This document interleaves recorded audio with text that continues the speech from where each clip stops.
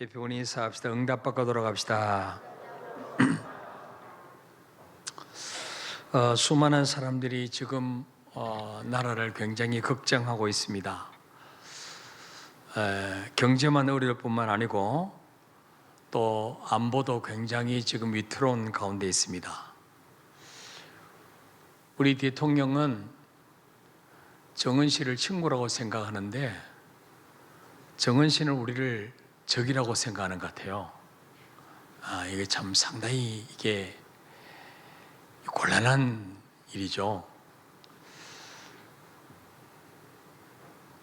나는 안성호 집사님을 친구라고 생각하는데 안성호 집사님 나를 죽이려고 하면 어떻게 되겠어요? 이 시험 들겠죠. 경제적으로도 지금 주가는 떨어지고 환율이 지금 올라가고 있습니다. 외국 투자자들이 돈을 빼간다고 합니다. 북한에서는 또 요즘 들어서 2, 3일에 한 번씩 미사일을 지금 쏘아대고 있습니다. 모든 국민들이 참 불안해하고 있는데 이때 우리가 할 일은 하나님 앞에 부르짖는 것입니다. 지난주일 철학기도 때도 말씀드렸지만은 이스라엘 나라도 위기가 많이 있었죠. 그럴 때마다 히스기야 왕이나 여호사밧 왕은 백성을 모으고 하나님 앞에 금식하며 기도했습니다. 그럴 때 위기가 오히려 화가 복으로 바뀐 것을 보게 됩니다. 하나님의 백성은, 기도하는 백성은 절대로 망하지 않습니다. 우선 보기는 화인 것처럼 보이는 문제지만은 우리가 하나님 앞에 돌이키고 기도하면 오히려 이 위기도 복으로 바꿔줄 줄 믿습니다. 역사는 하나님의 손에 있습니다. 하나님의 손에. 그래서 뭐 트럼프 대통령이 하는 것처럼 보이고 문재인 대통령이 하는 것처럼 보이고 뭐 아베가 하는 것처럼 보이고 김정은이가 하는 것처럼 보이지만은 사실은 하나님이 역사의 주관자인 것입니다. 그래서 우리는 하나님을 움직여야 됩니다. 하나님. 야고보 5장 13절에 보면 너희 중에 고난 당하는 자가 있느냐? 그는 기도할 것이요. 그랬어요. 너희 중에 고난 당하는 자가 있느냐? 그는 기도할 것이요. 우리 삶 속에 고난이 몰려올 때 하나님이 기도하라는 사인인 줄 믿으시길 바랍니다. 그래서 하나님의 자녀에게 고난은 절대로 헛된 것이 아니에요. 하나님 반드시 우리가 뭔가 주실 것이 있기 때문에 기도를 시키는 거예요. 오늘 고린도서 4장 17절에도 우리가 잠시 받는 환난에 경한 것이 지극히 크고 영원한 영광에 중한 것을 우리에게 이루게 함이니. 자, 여기 보니까 환난, 이 땅에 사는 동안 환난은 어떻습니까? 반드시 앞에 뭐가 붙어요? 잠시입니다. 잠시 받는 환난에 경한 것. 경하다는 말은 뭐예요? 가볍다는 거예요. 이 땅에서 우리가 당하는 환난은 잠시라는 단서가 붙어 있고 그 다음 뭐예요? 가볍다는 거예요. 우리가 감당치 못할 시험 안 주신다는 거예요. 경한 것이 그 다음에 지극히 크고 영원한 영광에 중한 것을 우리에게 이루게 함이니. 이 고난을, 이 잠시 당하는 환난의 가벼운 이 시련을 잘 이겨내면 우리에게 준비된 것은 뭔가 지극히 크고 영원한 영광. 환난은 잠시지만은 그 환난을 잘 통과하고 나면 그 받는 영광은 어떻습니까? 영원하다는 거예요. 또 뭐요? 그 영광의 무게는 어떻습니까? 중하다는 거예요. 무겁다는 거예요. 훨씬 크다는 거예요. 이것을 우리에게 이루게 하시려고 고난을 허락하신다는 것입니다. 자, 그래서 16절에도 보니까 그러므로 우리가 낙심하지 않으니 우리의 겉사람은 낡아지나 우리의 속사람은 날로 새로워지도다. 하나님의 관심은 우리의 속사람이 속사람. 영혼입니다. 영혼. 그래서 하나님의 관심은요, 사랑하는 자여, 내 영혼이 잘된 같이 네가 범사에 잘되고 강건하기를 내가 간구하노라. 하나님의 관심은 물론 우리 육신에게도 관심이 있지만은 영혼이 잘 되는 쪽으로 우리를 인도하십니다. 믿습니까, 여러분? 때로는 육신이 고달프고 힘들어도 그걸 통해서 내 영이 살아나고 내 영이 하나님과 더 깊어지는 교제가 있어지고 내 영적으로 성장하게 되면 그 길로 인도하시는 거예요. 예. 우리 하나님의 관심은 속사람이 속사람. 우리 속사람이 날마다 새로지기를 원하시는 거예요.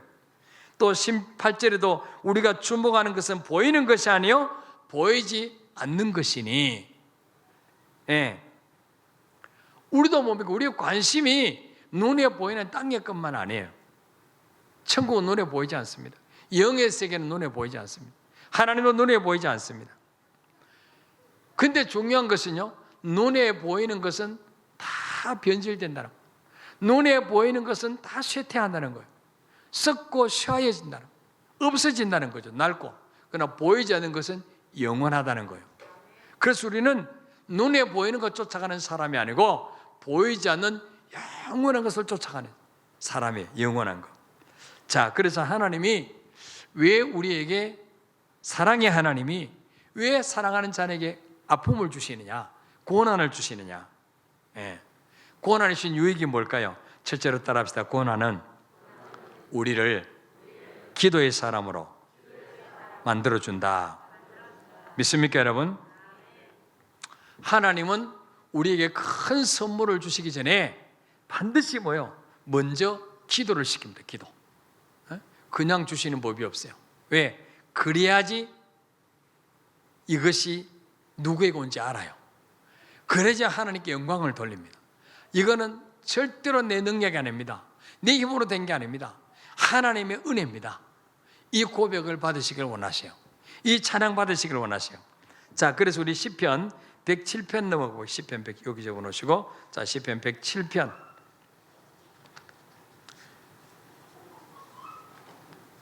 882쪽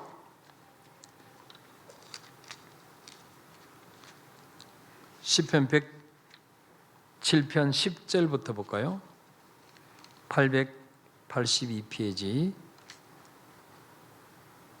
시편 107편 10절부터 우리 12절 읽어볼까요? 시작. 사람의 흑암과 사망의 그늘에 앉으며 곤과 쇠사슬의 매임은 하나님의 말씀을 거역하며 지존자의 뜻을 멸시함이라.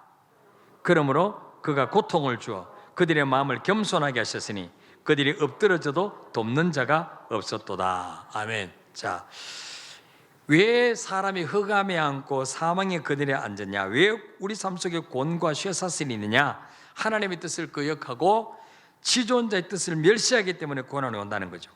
그러므로 하나님이 고통을 주셔서 그들의 마음을 겸손하게 하셨으니 그들이 엎드려져도 돕는 자가 없었도다.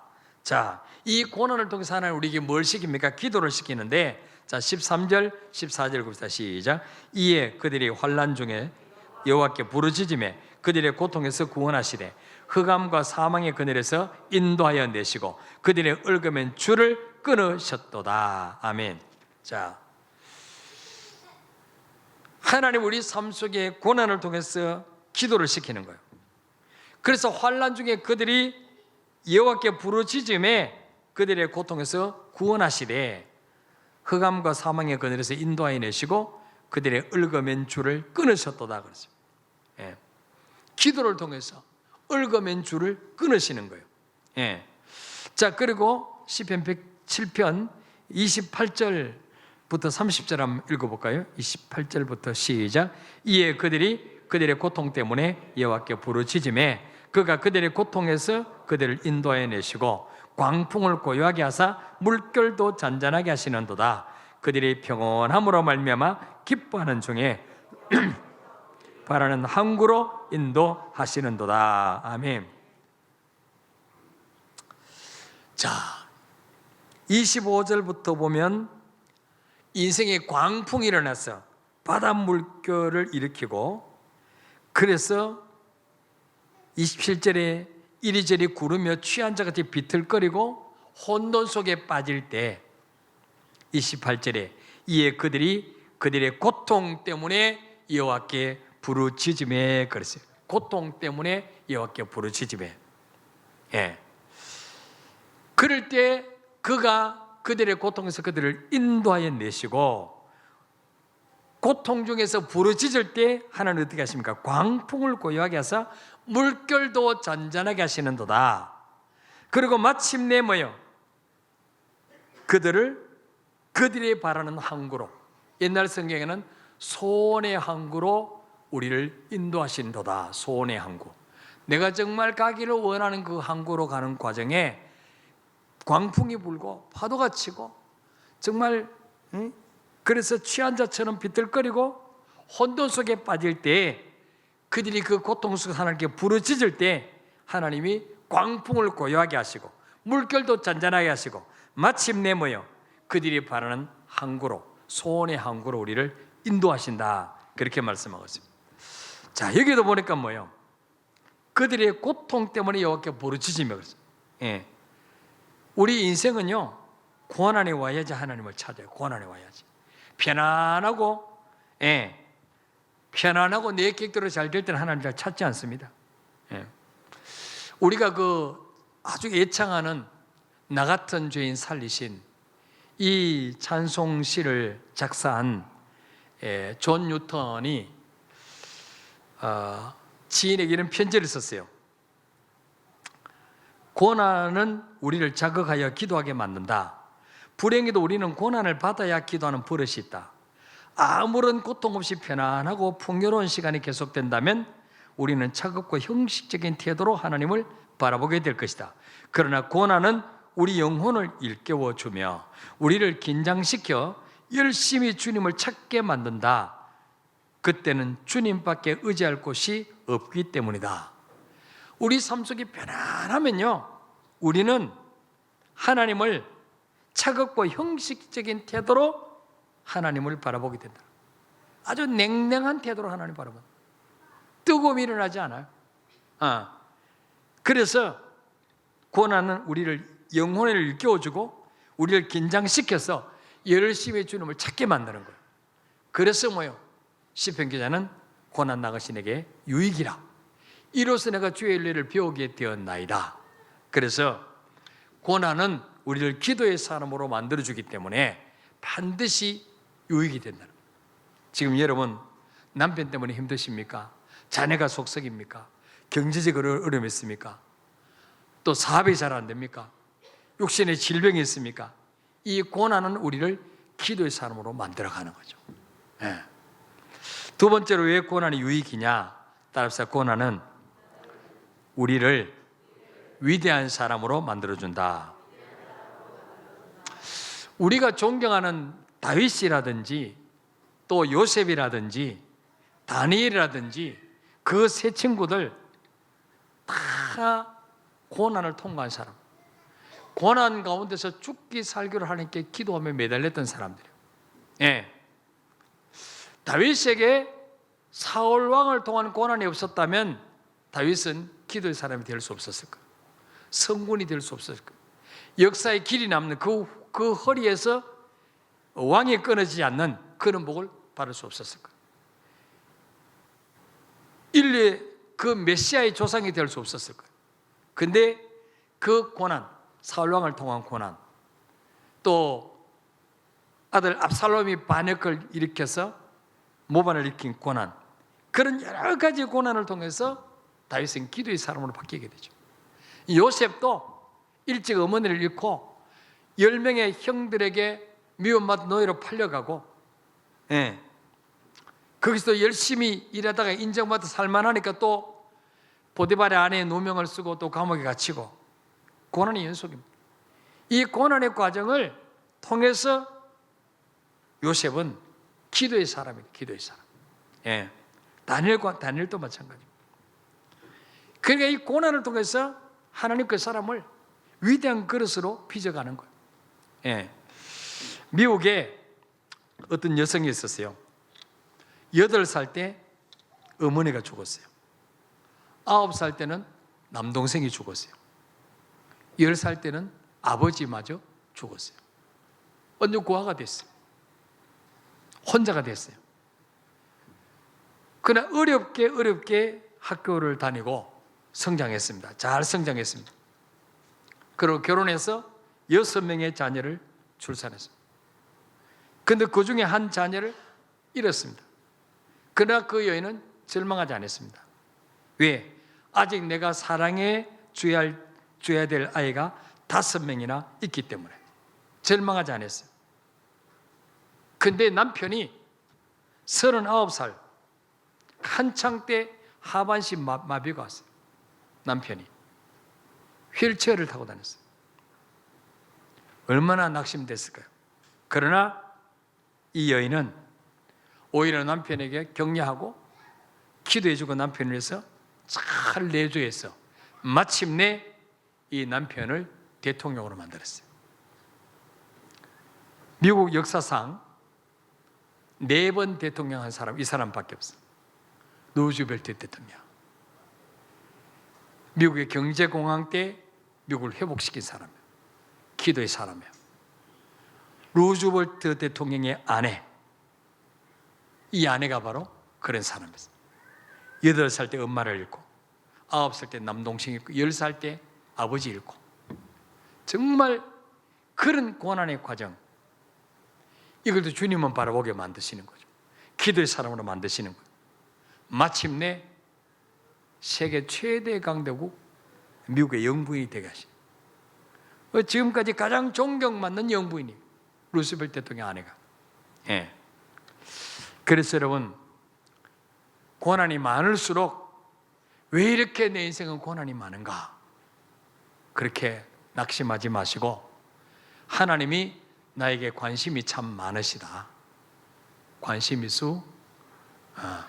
하나님이 나를 지금 위대한 그릇으로 만들고 계시는구나. 그렇게 생각하시고 찬송하시길 바랍니다. 찬송으로 고난을 이겨내시길 바랍니다. 자, 마지막으로 고난이 우리에게 주는 유익이 뭘까요? 따라합시다. 고난은 우리를 온전한 사람으로 만들어간다. 우리는 다 자기는 괜찮은 사람이라고 생각하고 있어요. 지금 내가 이 고생하는 것이 다 남편 잘못 만나서 그렇고, 아내 잘못 만나서 그렇고, 부모 잘못 만나서 그렇고, 자식들이 지금 속을 썩인다. 전부 그렇게 생각하는데 사실은 나만 변화되면 다 변화되는 거예요. 문제는 다 나에게 오는 거예요. 그래서 하나님이 고난을 통해서 우리 모난 부분을 다듬어 가시는 거예요. 날카로운 부분 다듬어 가시는 거예요. 예? 여러분 야곱 보세요. 얼마나 교활하고 속이기를 잘했습니까? 눈이 어두운 아버지를 속이고 쌍둥이 형 에서를 속이고 장자권을 빼앗고 형이 받을 축복기도를 가로채고. 예. 근데 하나님이 그 야곱을 외삼촌 라반의 집으로 도망가게 만들어서 야곱보다 한 수 위인 라반을 통해서 자기를 보게 만들어요. 예. 라반은 야곱보다 훨씬 더 잘 속이고 더 교활한 사람. 그러니까 뛰는 사람 위에 나는 사람이 있고 나는 사람 위에 붙어가는 사람이 있어요. 네. 하나님이 그래서 뭡니까? 라반을 통해서 야곱을 깨뜨리십니다. 그래도 안 깨지니까 거부가 돼서 고향으로 돌아오는데 하나님이 에서를 통해서 군사 400명 이끌고 야복강 건너편에서 야곱을 기다리고 있습니다. 여기서 야곱이 깨지는 거예요. 예. 천사가 나타나서 야곱과 씨름하죠. 밤새도록 놓지 않습니다. 예. 그래서 항복을 안 하니까 환도뼈를 치죠. 응치뼈가 위골됐어요. 이렇게 삐뚤어졌어요.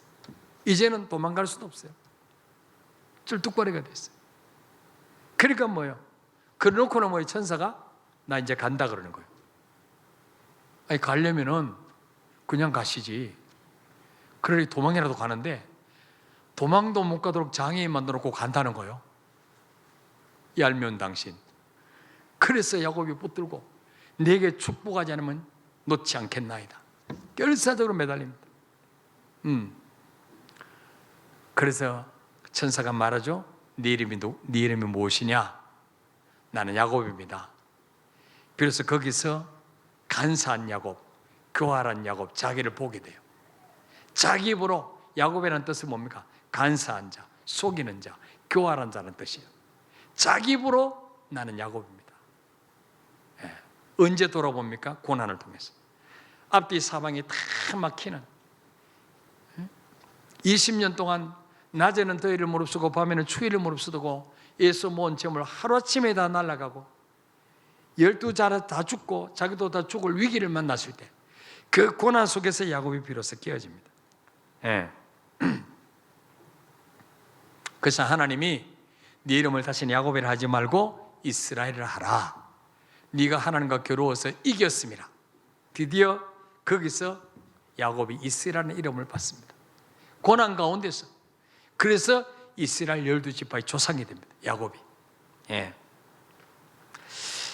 자, 우리 야고보 1장 찾아보고 마치겠습니다. 야고보 1장 2절부터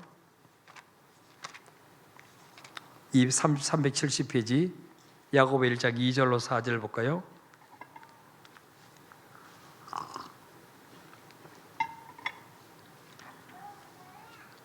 읽어봅시다. 시작. 네 형제들아, 너희가 여러 가지 시험을 당하거든 온전히 기쁘게 여기라. 이는 너희 믿음의 시련이 인내를 만들어내는 줄을 너희가 알미라. 인내를 온전히 이루라. 이는 너희로 온전하고 구비하여 조금도 부족함이 없게 하려 함이라. 아멘. 우리 삶 속에는 부족한 것이 너무 많아요. 저에게도 부족한 부분이 너무 많아요. 그래서 하나님이 고난을 통해서 지금까지 많이 깨트리는 작업을 하셨어요. 그래서 야고보는 말합니다. 내 형제들아, 너희가 여러 가지 시험을 당하거든 온전히 기쁘게 여기라. 왜? 여러 가지 시험. 우리는 한 가지 시험만 와도 못 살겠다 그러고 하나님 나에게 무슨 감정이 있습니까? 왜 이럽니까? 그러고 따지고 이러는데 야고보는 뭐라 그랬어요? 여러 가지 시험을 당하거든 기뻐하는 척하지 하라가 아니고 온전히 기쁘게라. 온전히. 왜? 이는 너희 믿음의 시련이 인내를 만들어내는 줄 너희가 알미라. 인내를 온전히 이루라. 이는 너희로 온전하고 구비하여 조금도 부족함이 없게 하려 함이라. 결국 우리 삶 속에는 모든 고난, 모든 시련은 뭐요?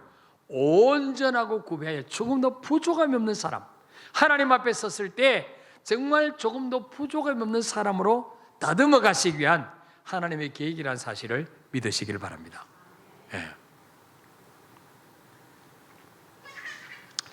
제가 이번 주간에 휴가인데 첫날은 또 월요일 날은 또 우리 성도 초상이 나서 멀리 못 가고 집에서 책이나 읽자. 그래서 교회 오빠 이관이 책을 읽었는데 너무 많은 은혜를 받았어요. 하나님이 참 그 두 부부를 암을 통해서, 한 사람은 대장암 사기, 한 사람은 혈액암 사기, 암을 통해서 하나님이 그냥 정결한 그릇으로 다듬어 가신, 주님 부르신 날까지 늘 주님 바라보게 만드시고 기도하게 만드시고, 그래서 정말 그 암과 싸우면서, 불신앙과 싸우면서, 현대판 욥처럼, 제가 그 책을 많이 울었어요. 야, 정말 이 가운데서도 그분은 끝까지 죽음 앞에 섰을지라도 절대로 하나님을 원망하지 않고 하나님 주신 운명을 기쁨으로 받아들이고 마지막 순간까지 그 아름다운 모습을 보여주는, 그걸 보면서 많은 감동을 받아요. 그러니까 KBS PD였던 그 알미라고 하는 시리즈를 그 PD, 불신자의 그분이, 이호경 PD인가, 그분이 그 모습 보고 그분을 촬영하면서 한 2-3년 동안 그 투병하는 생활을 그냥 이 카메라로 촬영하면서 많은 감동을 받았어요. 그래서 이거를 우리가 영화로 만들자. 믿지 않는 분이 이 믿는 사람의 그 모습을 영화로 만들었어요. 그래서 저는 이런 걸 보면서 하나님의 관심은 물론 우리 육신의 건강, 육신이 잘 되고 평안하고 이것도 있지만은 하나님의 궁극적인 관심은 우리를 정말 정결한 그릇으로 온전한 사람으로 다듬어 가시는 것, 이게 관심이 있구나 깨달았습니다. 그래서 여러분 삶 속에 여러 가지 고난 올지라도 하나님은 나를 기도의 사람으로 만들어 주시려고 고난을 주시는구나. 이 고난을 통해서 나를 위대한 그릇으로 하나님이 쓰실 영광 받으실 그릇으로 나를 다듬어 가시는구나.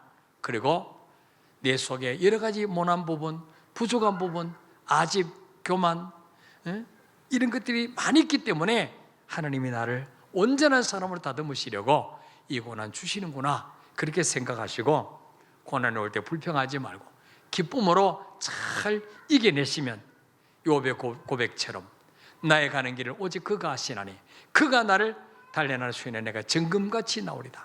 반드시 하나님 우리를 정금같이 쓰실 줄 믿으시길 바랍니다. 우리 찬양하고 기도하겠습니다.